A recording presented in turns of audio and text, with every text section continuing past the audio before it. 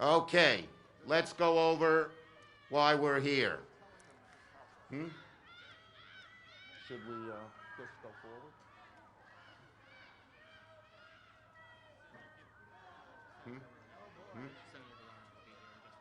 We're waiting for her. I wonder if that's going to stop. Hi, Maisie.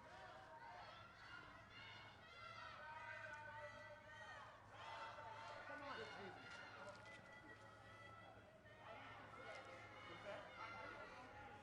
on. Okay, everybody, thank you very much for coming, and thank you for joining us this morning. I am here to stand with my colleagues on the Judiciary Committee who are boycotting today's committee markup on the nomination of Judge Amy Coney Barrett to the Supreme Court. This is not a decision the members of the committee have taken lightly, but a Republican majority has left us no choice. We are boycotting this illegitimate hearing. The nomination of Amy Coney Barrett is the most illegitimate process I have ever witnessed in the Senate, and her potential confirmation will have dire, dire consequences for the Senate, for the Supreme Court, and our entire country for generations to come. The Senate Republican majority is conducting the most rushed, the most partisan, and the least legitimate nomination to the Supreme Court in our nation's history. Her potential confirmation will have dire consequences for the Senate, for the Supreme Court, and our entire country for generations to come. The party is conducting the most rushed, the most partisan, and the least legitimate process in the long history of Supreme Court nominations. Democrats will not lend a single ounce of legitimacy to this sham vote in the Judiciary Committee. Democrats will not lend a single ounce of legitimacy to this awful, awful hearing. We are voting with our feet. We are standing together, and we are standing against this unprecedented mad rush to jam through a Supreme Court nomination just days before an election. Today, the seats of Democratic members in the committee will remain empty. Instead, they will be filled by reminders of what is ultimately at stake. Photos of Americans whose lives will be turned upside down if Justice Barrett delivers the decisive vote to secure the long-held Republican goal of destroying the Affordable Care Act, stripping health care and pre-existing conditions from over 100 million Americans.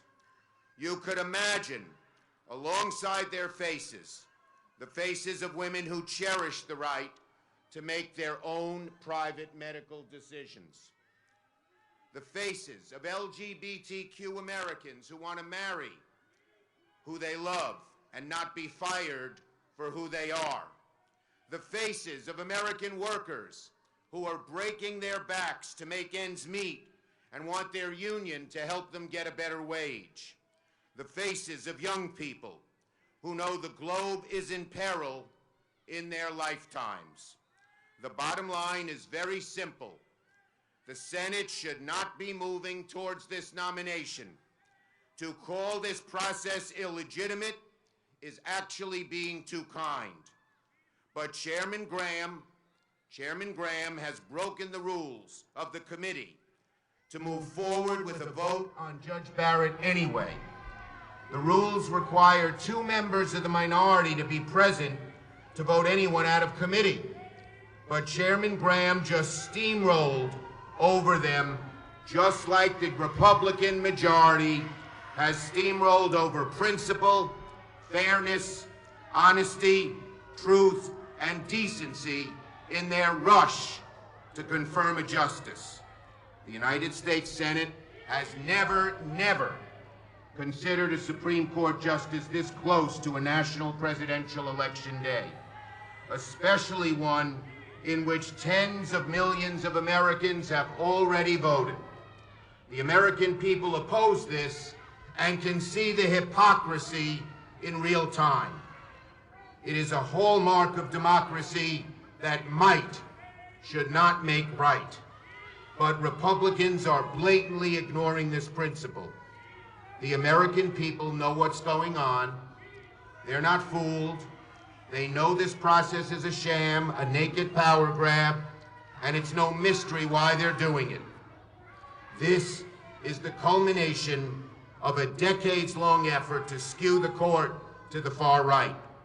What Republicans and the far right cannot accomplish through the legislature, they're trying to accomplish through the judiciary. Senate Republicans tried and failed to repeal the Affordable Care Act, so President Trump and Republicans' attorneys generals are suing to eliminate the law in court. And now, if Senate Republicans confirm Judge Barrett, someone we all know is critical of decisions upholding the ACA, they could be on the brink of achieving their goal. That's what this is all about. The American people who are voting right now by tens of millions are not fooled by this farce of a confirmation process, and they know what's at stake, their rights, if Amy Coney Barrett is confirmed. This nomination should not go forward. Senator Feinstein.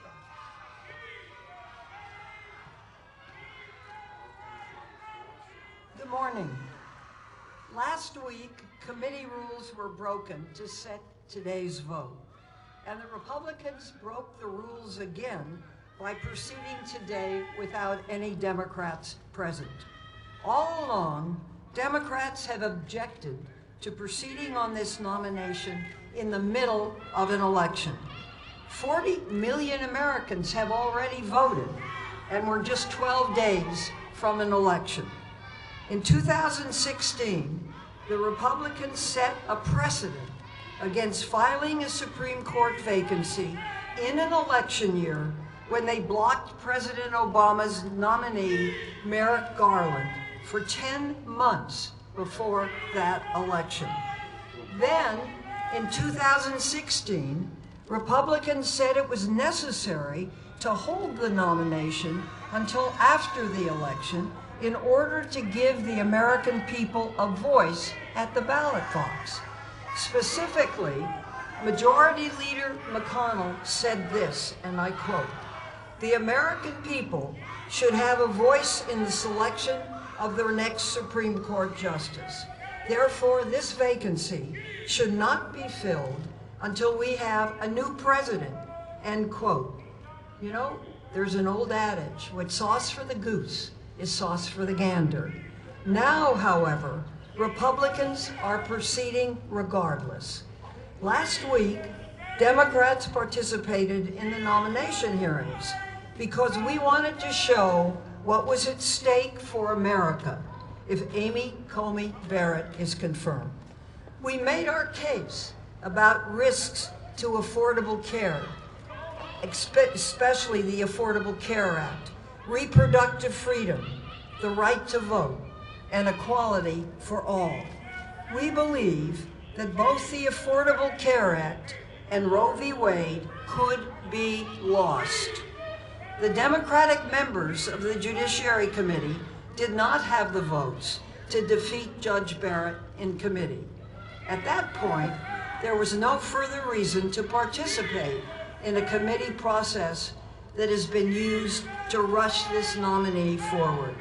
I will be voting against Judge Barrett on the floor.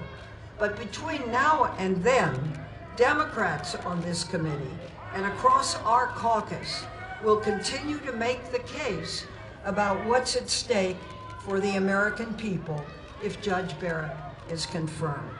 I now, with great pleasure, recognize my colleague and friend, Senator Patrick Leahy.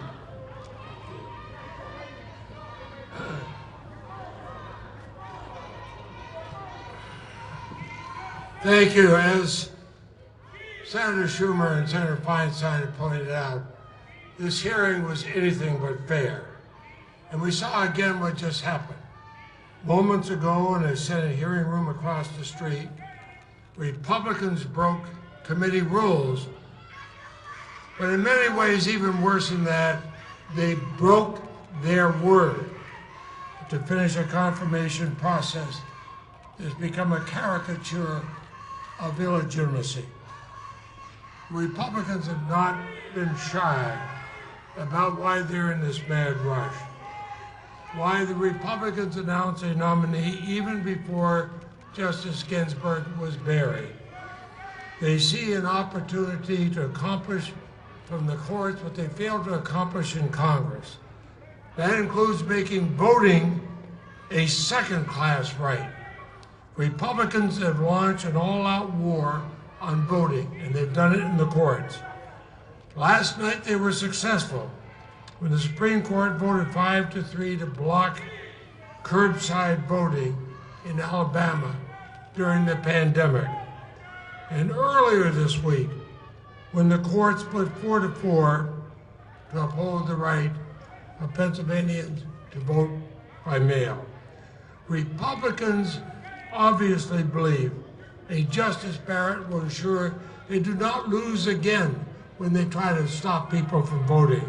And it's not hard to see why. Time and time again, the president has said he needs Judge Barrett on the bench when he raises his baseless, outrageous claims about mail-in balloting. Another reason, and another Republican on the Senate committee says it's the entire reason they need her confirmed now before the election. President Trump says he has to have a nominee, has to have a Supreme Court justice who will do what he wants her to do. And it doesn't bode well that during their hearing, Judge Barrett refused to stand up for even the most basic tenets of our democracy.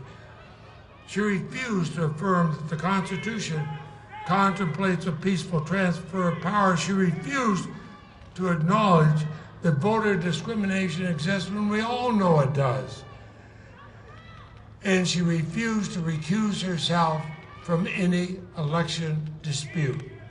Make no mistake, President Trump was listening, and he sees this as a green light to do whatever he wants. No matter the odds, we need to keep fighting this nomination. We need to do everything we can to protect our democracy, including passing my John Lewis Voting Rights Advancement Act. It's passed the House. Bring it up for a vote here and pass it here. The right to vote gives democracy its name. That means we have to be clear about what's at stake with this nomination. There is nothing more important for a government that claims to be one of the, for the people, by the people, and for the people. Not a dictatorship. And I yield now to Senator Durbin. Thank you, Senator Leahy. Today, on the floor of the United States Senate, we are discussing a Supreme Court vacancy. We should be talking on another topic. America is in the throes of the deadliest epidemic in more than a century. 222,000 Americans have died. Many states are reporting a record number of infections and death. In my state of Illinois, the governor has recently called on the restaurants in the 4 major counties surrounding Chicago to close because infection rates are out of control. It's personal. A dear friend of mine, feeling ill last Saturday, called her daughter and said, "I need to go to the hospital." She went to the first major hospital near her and was turned away because there was no room. She went to the second hospital, turned away, no room. Finally admitted at the third hospital. She passed away on Tuesday morning. We have reached the point now, her daughter said, where I couldn't even get mom into the very best hospital. That is the state of America today. You would never know it if you listened to the debate on the floor of the United States Senate, because Senator McConnell and the Republicans believe the priority for America is their political move to fill this vacancy on the Supreme Court. We should be passing a massive COVID-19 relief bill that would include testing, money for hospitals and clinics, money for schools, unemployment insurance, help for small businesses, help for the restaurant industry, the airline industry, and state and local governments. But Senator Mitch McConnell has no time for that. He has otherwise time only for political agenda. No time for coronavirus and the economy. No time for him to personally attend negotiations to try to come up with a massive COVID-19 relief bill to meet this national challenge. Senator McConnell and the Republicans have only one priority. It is political. They need to reverse the position they announced 4 years ago when they denied President Obama the opportunity to fill a vacancy on the Supreme Court. They need to deny the American people a voice in this selection process. They need to force through this nomination of Amy Coney Barrett. Millions of Americans watched the Senate Judiciary Committee last week. They can draw their own conclusions. I'll tell you mine. Yes, her resume tells us that she has a lot of law in her head. What I wanted to know what she has in her heart. What we learned was she did not have the compassion for 23 million Americans who are depending on the Affordable Care Act to provide them some refuge and some confidence in the midst of this pandemic. She didn't have the courage to stand up to President Trump and say she would not be a lackey of his when it came to an election contest. And she didn't have a basic commitment to the pillars of modern law in America.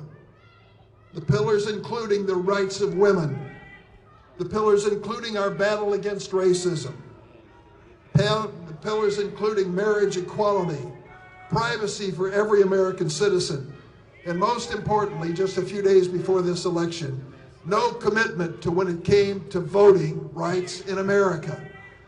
Look every day at the news reports of people standing in line in the United States waiting for 10 hours to vote. That is shameful in a country that claims to be a democracy with opportunity for all. And so we come to you today to make it clear. We could not be party to this Senate Judiciary Committee action across the street this morning. It was in violation of committee law and committee rules, but more importantly, it was in violation of fair play. We believe the American people should have the last word in filling this Supreme Court vacancy, and they will have the last word on November 3rd. The efforts by Senator McConnell to ignore this pandemic and to move forward with this nomination are inconsistent with the basic principles of this country, and that is why the members of the committee decided en masse not to participate. I now introduce Senator Sheldon Whitehouse.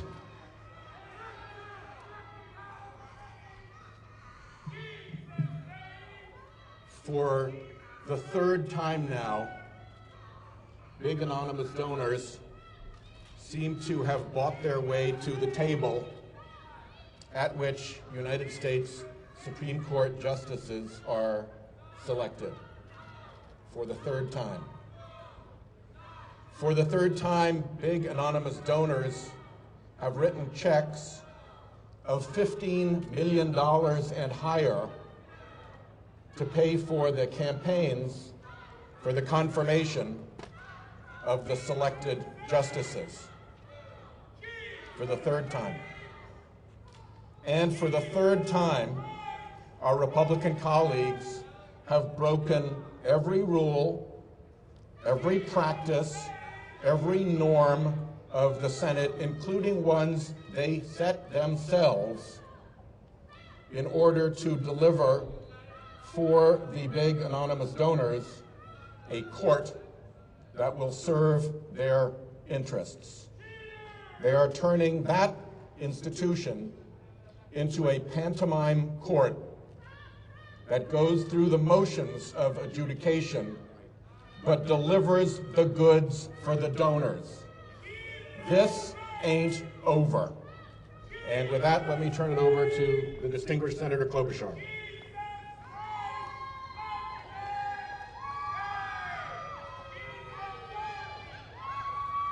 Thank you, everyone. This is a Justice Ginsburg dissent caller. And I think we should not forget what her last fervent wish was. And that was that the winner of the election, the next president, pick her successor. That was in fact consistent with the precedent set by our Republican colleagues just a few years ago. That is what this is about. They have engaged in a sham, in violating their own precedent, in not listening to the words of the great Justice Ginsburg. Justice Ginsburg said that her dissents were blueprints for the future. As a rabbi noted in this great capital, they were not cries of defeat, they were blueprints for the future. And that is what is at stake in this election, because we can make our own blueprints for the future. We can make our own blueprints by voting. So the one thing I wanted to focus on today was something that Senator Durbin referred to. And that is, this is deeply personal for so many Americans. While the Republicans are ramming through this justice and spending the whole weekend on that, what should we be doing?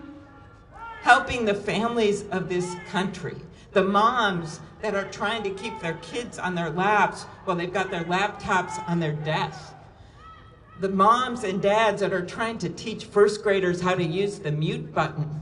The seniors like my dad who got COVID, who I visited through a glass door not knowing if it was going to be the last time I saw him at 92 years old, and he looked so small in that room. People like my husband that got really, really sick and I didn't think was going to make it home. This is personal for everyone out there. No matter where you come down on this, this is personal. And this Republican majority and this president have chosen to make as their closing argument that they're going to push through a nominee whose record shows us just where she's going to come out on so many things. The Affordable Care Act is on the ballot. Voting is on the ballot. Women's rights are on the ballot. And this is our moment. So I do not stand here today with a cry of defeat. No matter what a sham this is, I stand here for Justice Ginsburg with a blueprint for the future.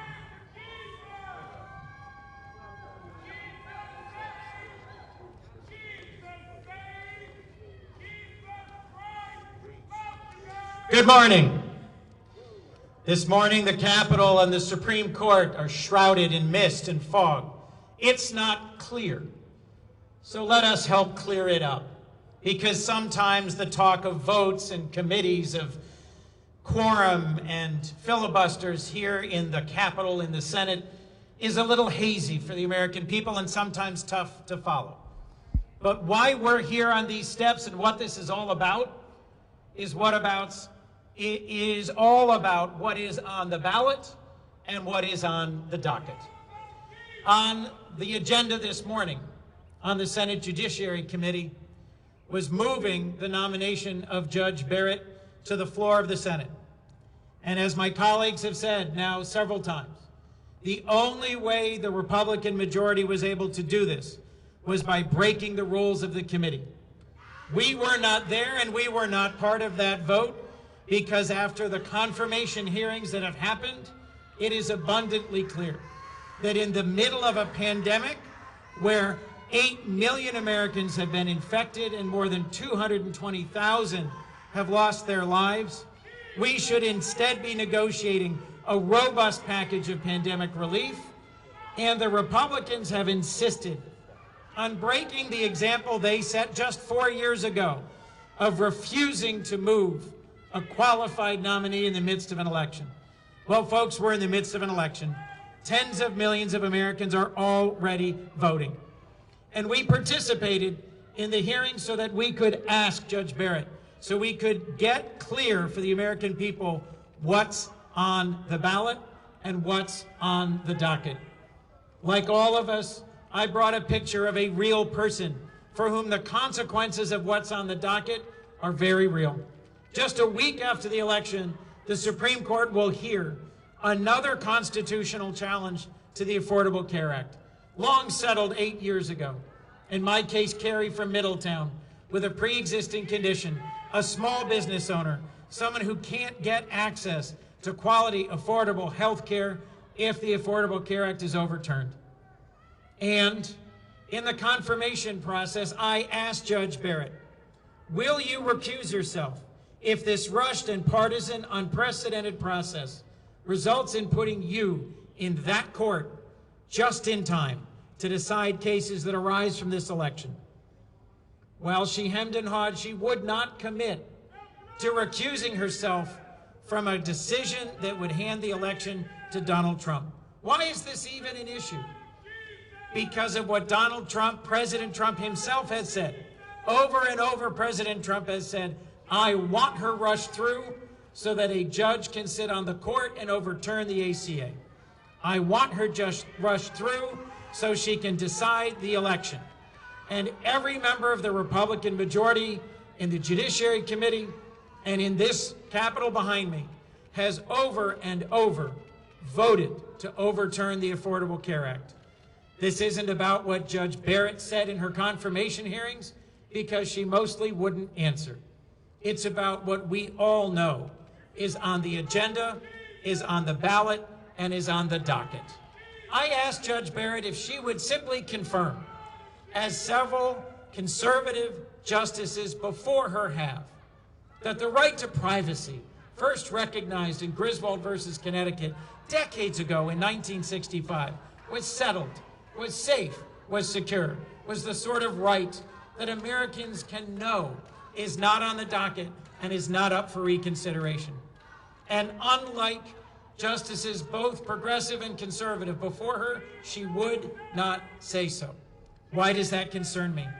Because her writings and her record show in Judge Barrett a judge willing to go farther to the right than even Justice Scalia, who she's claimed as a mentor and a model, and to reach back, reconsider, and possibly overturn decisions that she and other conservative justices think were wrongly decided. What does that mean might be on the docket? The whole line of cases that recognize privacy, the right to love, the right to marry. Obergefell decided just 5 years ago, and don't listen to me, Justices Alito and Thomas just weeks ago raised their hand and said we should reach back and reconsider. So folks, they may be shrouded in mist right now, but I hope I've helped make it clear, as have all the Democrats standing behind me. We were not over in the Judiciary Committee markup this morning because we wanted to be clear. What was on the agenda, what is on the docket, what is on the ballot. This is personal. It's about long settled rights for millions and millions of Americans. In the middle of this pandemic, we should not be racing for the Republicans to confirm this partisan nominee who puts at risk hundreds of cases long settled. We should be delivering relief to the American people. Thank you, and with that, I'd love to hand this over to Senator Blumenthal of Connecticut.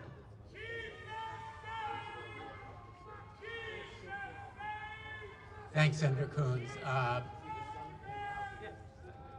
First of all, my thanks to Senator Schumer and Senator Feinstein for their leadership. Make no mistake, we are 100% unified. If it sounds like we're repeating each other's points, it's not due to lack of originality. It's a sign of our unity and our determination to continue this fight. Now, I listened to my Republican colleagues during the meeting today. Their case for moving Judge Barrett forward was to attack Democrats. It was full of bile and anger and grievance against Democrats. They are running away from the issues, from the effect of this nomination to take away rights to health care for millions of Americans, rights to gun violence prevention, rights to vote, rights to safety in the workplace. And in fact, millions of Americans with pre-existing conditions will be at risk because of this nomination if it is confirmed. But watching them in that committee room were real people on posters that we brought into that hearing room. Real people whose lives may be decimated by rulings on the ACA to strike it down. Real women who will lose control over when and whether they have children, because this nominee has said, in effect, the legacy of Roe v. Wade is barbaric. She has aligned herself with groups that would criminalize in vitro fertilization. She has shown by her legal positions that she would overturn Roe v. Wade, and in fact, she has passed the Trump test. He called it a strong test. Strike down the ACA, overturn Roe v. Wade. That's the reason that she wouldn't answer our questions. She's already answered those questions for the vetting and screening right-wing groups that have given her the pass. Almost half a century ago, in the building across the street, Justice Blackmun wrote the opinion in Roe v. Wade. I clerked for him shortly after he did it. And we thought then that this issue was solved, that privacy was guaranteed. And yet today, we are still fighting the issue that protects women's rights. We owe it to them, we owe it to all Americans to keep up this fight, because we can't go back to the time when abortion was banned, when contraception was criminalized. We need to move forward. We are determined to do it. I've heard from those Americans who have been watching, the Americans that we brought into the hearing room, the Americans who are scared and angry. I've been listening to people across Connecticut who feel fundamental rights may be gone. Our Republican colleagues have pushed this nomination through in a raw exercise of power. They're doing it because they can. The American people can do what they can on November 3rd. We're not done. We're going to continue to fight this nomination. We will have votes ahead, and I hope my colleagues will be held accountable for disregarding the will of the American people who want their voice heard, so that the next president and the next Senate will choose the next justice. I'm now happy to yield to my great colleague from Hawaii, Senator Hirono.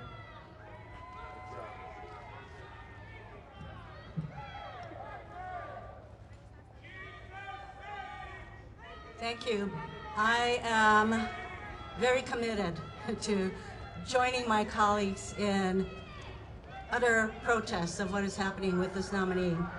These are not normal times. It's not normal times when we ask Mitch McConnell and the Senate Republicans, why are your priorities so screwed up that in the middle of a pandemic, we can't work on a COVID bill that actually helps people, and you're pushing through this nominee? It's not normal when that question becomes a rhetorical question, but here we are. So we all know that Amy Barrett presents a clear and present danger to the Affordable Care Act. Come November 10th, when the Republicans get their way, she'll be sitting there in the court to hear this case. She's already let it be known that she thinks Chief Justice Roberts made a mistake when he upheld the law, which means that if she had been sitting in that court, she would have struck down the Affordable Care Act then. She is a clear and present danger to so many of the rights that Ruth Bader Ginsburg. You know what? It wasn't long ago when we lost her. Have we forgotten all the things that she fought for? Equal rights for women, access to affordable care, LGBTQ rights, all the rights that Ruth Bader Ginsburg fought for, and that she actually listened to the people who would be impacted by the court's decisions. So I want to focus on one of these rights, LGBTQ rights. One of my colleagues mentioned Obergefell. 2 Supreme Court justices have already signaled, this is what they do, they signal, why don't we revisit Obergefell? Because there's no constitutional basis for same-sex marriage. This would be Justices Alito and Thomas. They're really good at signaling what they would like to have a chance to overturn. Now, Judge Barrett aligns herself with Justice Scalia, who wrote all of the major decisions against gay rights, including the last one was Obergefell. So you combine the fact that Judge Barrett aligns herself with the right wing, conservative wing of the Supreme Court. She is very much in line with her mentor, Justice Scalia. Combine that with her outlier view of precedent, where she says it is up to every justice to decide for herself what the Constitution requires, and if precedent does not align with that, down goes the president. That is why Roe v. Wade is at risk. That is why Obergefell is at risk. That is why so many of the rights and protections that Ruth Bader Ginsburg spent her whole time on the Supreme Court fighting for are at risk. And that is why I stand here with my colleagues in protest of this nominee. And guess what? There are already 40 million people who have voted. They know what's at stake. They are listening. The Republicans hope that people are not paying attention, but they are. I now want to turn to my good friend, Cory Booker.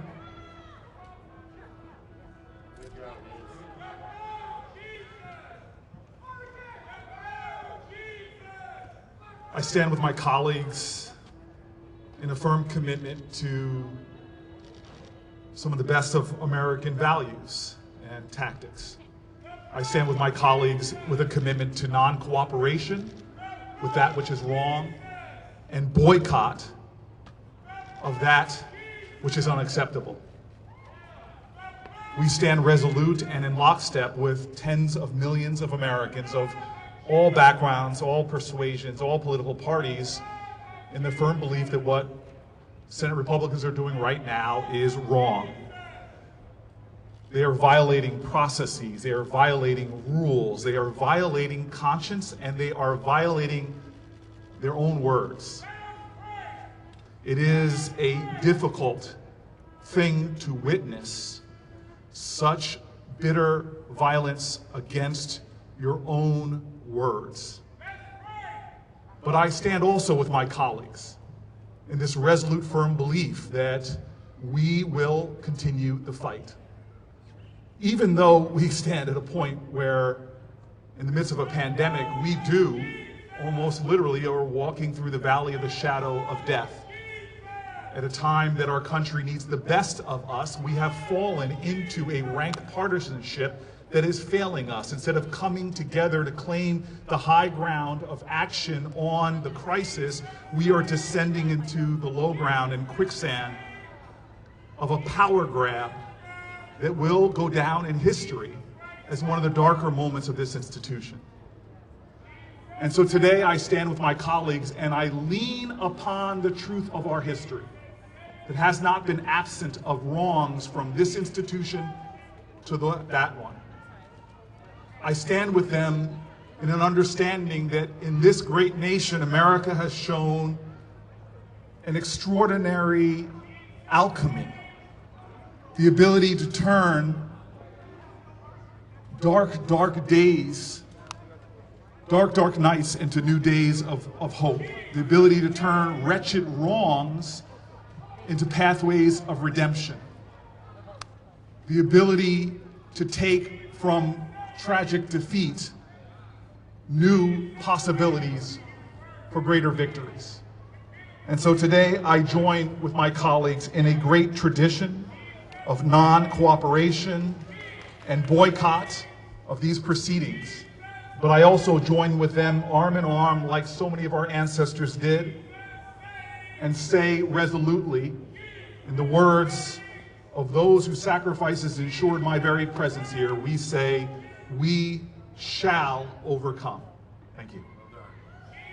Thank you, everybody. You have time for questions? Senator Schumer!